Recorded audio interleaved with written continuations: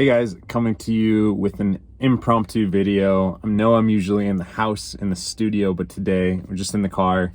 I've been driving around and I've been thinking a little bit about some of the questions that I get regarding hair systems consistently. Why do I always get these questions over and over? And they're questions like, hey Jake, how do I build up the confidence to wear a hair system? Hey Jake, how do I wear a hair system and not worry about other people finding out? How do I wear a hair system and really move past feeling insecure about the hairline, stuff like that? First off, guys, thank you so much for stopping by my channel where we talk about hair loss, hair systems, and all sorts of things about being better men. But guys, thank you so much to Lord Hair for sponsoring this video, for allowing us to talk about the stigma of hair loss and how to circumvent it. And by the end of this video, I think I'm gonna squash one of the biggest insecurities that people have with the hair system. Now, we're gonna be talking about this in the context of hair systems, but this is something that you and I can use in every single aspect of our life. And that fundamentally is learning a little bit more about perception, how we're perceived, how we perceive the world around us. Now, most of us have this experience being alive inside of our own body, experiencing the world from our two eyes, from our soul, from inside our body. Now, we're always relating to our body, the way we look, the things that we see, and often what we do is we project that others around us are seeing, feeling, experiencing the same things that we are. They're smelling the same smells. They're seeing the same things that we are. They're feeling the same things and they're thinking the same thoughts. We often feel as if we're a somewhat transparent glass, meaning that others can see through us. They can see our thoughts, our emotions, the things that we're hiding, the things that we are, the things that are deepest truths, when in reality, often they're obfuscated. They're things that are not so transparent. They're things that are hidden behind the surface. And on top of this, everyone else is having their own experience. They're thinking the same thing about themselves, that they are transparent, that other people can see through them, that other people are looking through them, that other people can see their truths, their lies, and so on and so forth. Now, how does this apply to hair systems? Well, let's talk a little bit about one of the age-old questions, right? Like, I feel insecure about my hairline. I feel people are going to know that I'm wearing a hair system because my hairline isn't perfect. It's not 100% or something like that. So that is something that we are perceiving. We are looking at our own hairline when we step in the mirror and we're observing it and we're analyzing it and we're checking it and double checking it and triple checking it. Does it look as good as someone else's hairline? Why doesn't it look perfect? Oh, there's a little bit of shine underneath the hairline. That must mean something. Now that makes sense, right? We are going to care about how we're perceived in the world, and we're going to ask, like, what do other people think about us? What do they see about us? Well, there's some interesting stuff that we find in psychology literature. Namely, there is the spotlight effect. Now, the spotlight effect is a phenomenon in psychology that essentially says that we perceive ourselves as being essentially the center.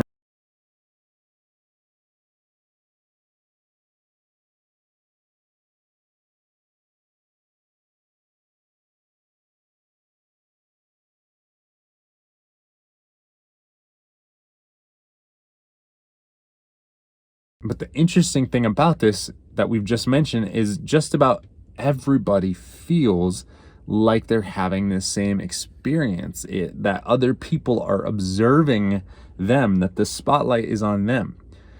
But let me ask you a question. If the spotlight is on you, the spotlight is on me, the spotlight is on 8 billion other people, is there really a spotlight on anybody anymore? Or does it just kind of neutralize out?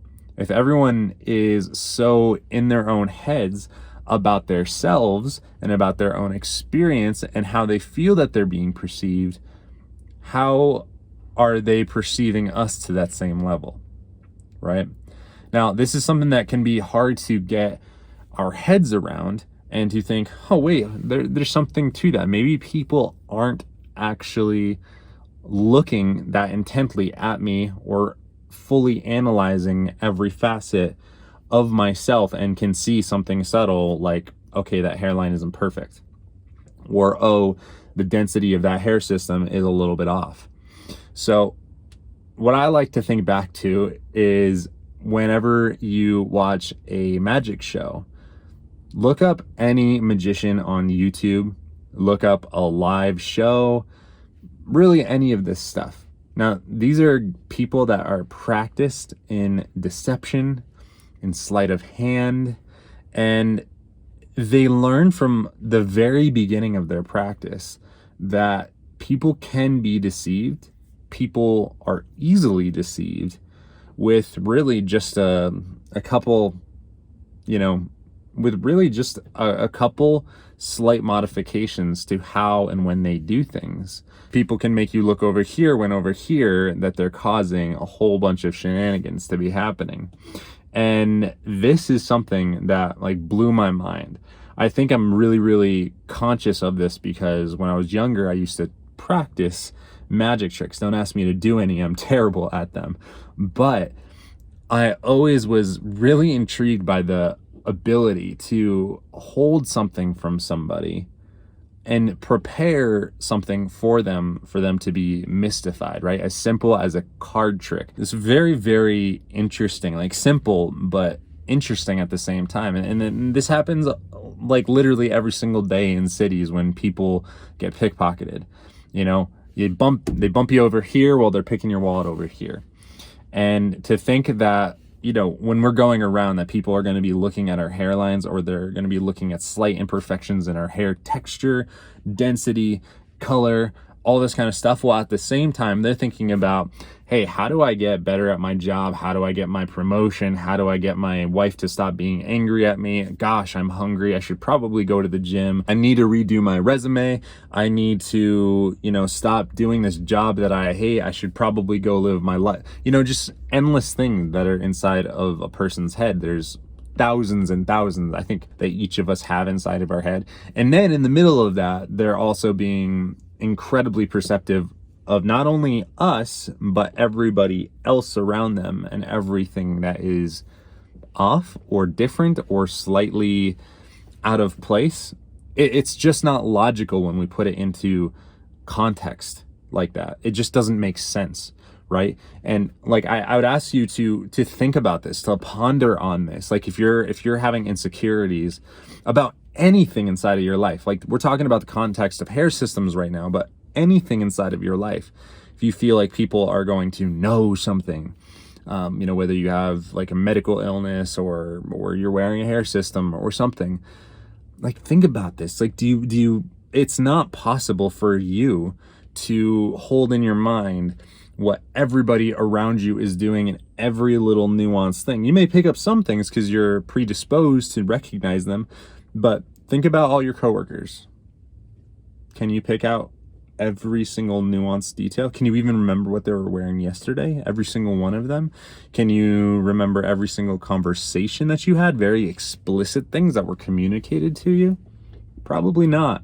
You probably remember a few choice details that were relevant to you because they somehow affected you, or maybe you really, really cared about that person and you're storing those memories in your brain. But as far as the details about like what color shoes they were wearing, or if they were scuffed, or what color their belt was, or how many rings they were wearing, those are not things that we store in our brain. So equally so, if that's true, if we can't remember those things about other people, how would other people remember that stuff about us? How would they be looking specifically for something that is off with our hair or hairline? Most people don't really think about that much. For most people, hair is just a thing that they have. They style it. They might recognize that someone else has good hair, but they don't analyze their hairline, their temple regions. They don't analyze every section of someone's hair. They just look at them and go, oh man, it's a good looking person there. They have good hair. Or wow, I like that hairstyle. And then they move on with their day. I think these videos are really, really important because I think that we have to self-examine ourselves to gain a little bit of consciousness about if we're being like realistic with how sensitive that we feel like we're being with, our hair systems or anything in life. anything in life.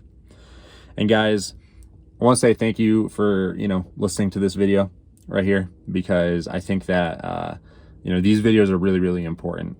And I hope that, they do help you.